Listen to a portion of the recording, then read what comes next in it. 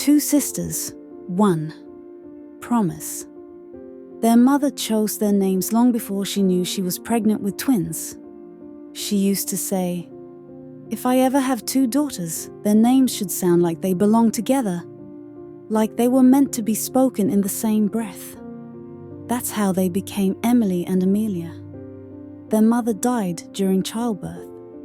The name survived her. The only thing left of her was a small silver medallion, worn thin with time. Inside it was a simple, childlike drawing. A woman holding the hands of two little girls. Emily kept the medallion. Amelia kept the fear. Two lives, one beginning. Emily was older by 6 minutes. She grew up believing those 6 minutes mattered, as if she had arrived first for a reason. She was responsible, organized, the one who stepped in when things fell apart. She married at 25, built a quiet life with a man who loved her deeply, a house, a plan. Amelia chose a different path. She worked in IT, long hours, endless code, a screen between her and the world. Her job was predictable, her body untouched by chaos. From a young age, she made one decision very clear. I will never have children. Not because she hated kids, but because childbirth meant death in her family. She had seen what pregnancy took away. 5 years into her marriage, Emily was still waiting. Every pregnancy test ended the same way. Every doctor visit brought new hope, and then silence. Until one doctor finally said it out loud. "You have an RH incompatibility. Pregnancy is possible, but extremely risky. There is a high chance of miscarriage, and a serious risk to your life." Emily listened quietly. She asked the practical questions. She nodded. And when she got home, she sat in her car for 20 minutes before going inside. Not crying, just breathing. Because the truth had settled in. She could lose a child, or she could lose herself.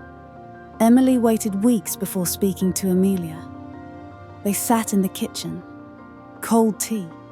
No small talk. Finally, Emily said, "I need your help." Amelia looked up. "With what?" Emily hesitated, then said the words that would change everything. "Will you carry my child?" Amelia stood up. She didn't shout. She didn't cry.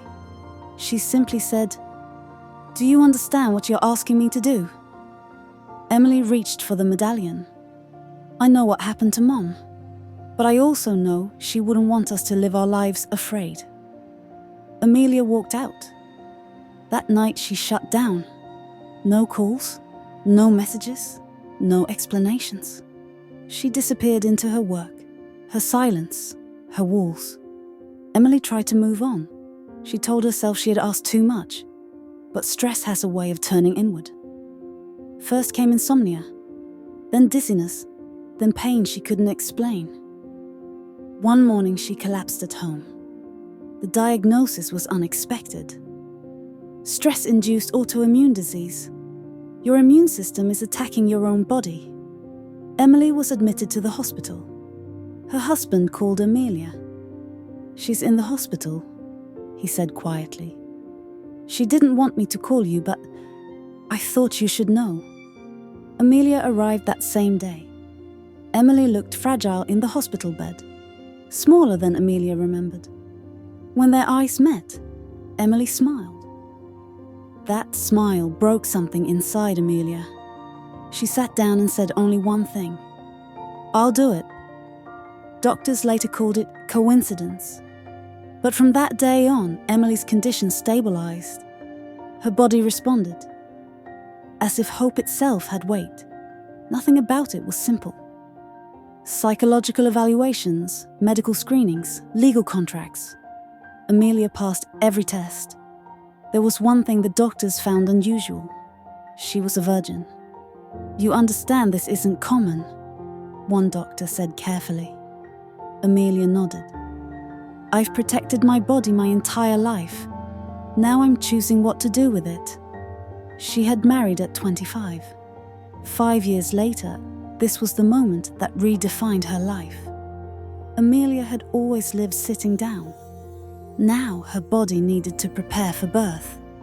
Doctors insisted, "You need movement. Your pelvis must be ready. This isn't optional." She hated it at first. Prenatal yoga, walking routines, breathing exercises, pain in muscles she'd never used. Every day felt like a negotiation with fear. Emily watched closely. She counted weeks, read medical journals at night, and thought, what if my dream costs me my sister? Pregnancy changed Amelia in ways she hadn't expected. She noticed children in parks. She listened to the heartbeat during ultrasounds. One night, she said quietly, "I thought I was afraid of children. I was really afraid of dying."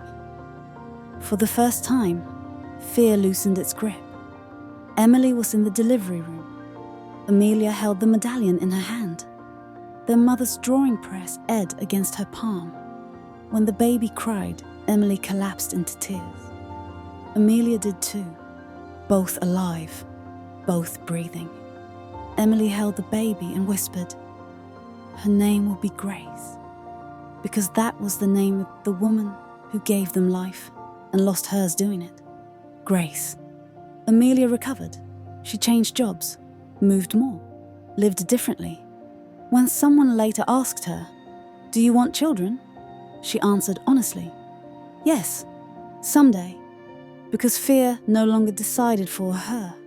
Final line, she carried her sister's child, and in doing so, gave birth to her own courage.